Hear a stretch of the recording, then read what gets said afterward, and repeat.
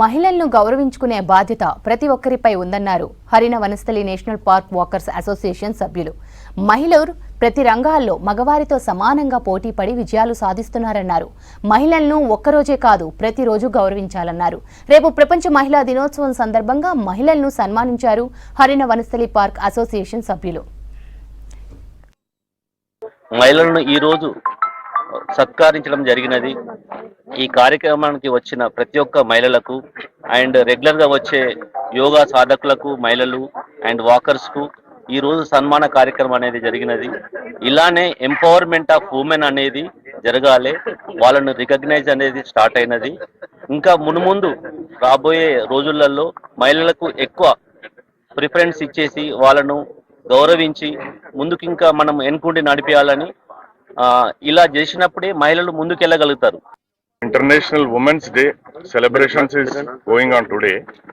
Actual గా ఇది 8th నాడు చేయాల్సిన ప్రోగ్రామ్ ఏంటంటే 8th నాడు మహాశివరాత్రి పర్వదినం ఉన్నందున దాన్ని కొంచెం ముందస్తుగా చేసి 7th నాడు సెలబ్రేట్ చేయడం జరిగింది.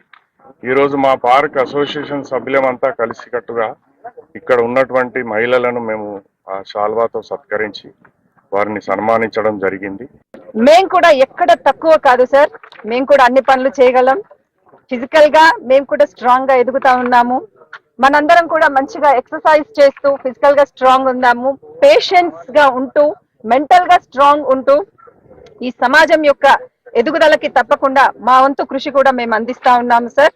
నెక్స్ట్ వచ్చే ఇంకా ముందు జనరేషన్స్ లో ఈ రకంగా మాకు మీ యొక్క సహకారం అందిస్తా ఉంటే మేము కూడా చాలా పనులలో ముందుకొచ్చి నాయకత్వ లక్షణాలున్న మహిళలు చాలా మంది ఉన్నారు ఇక్కడ.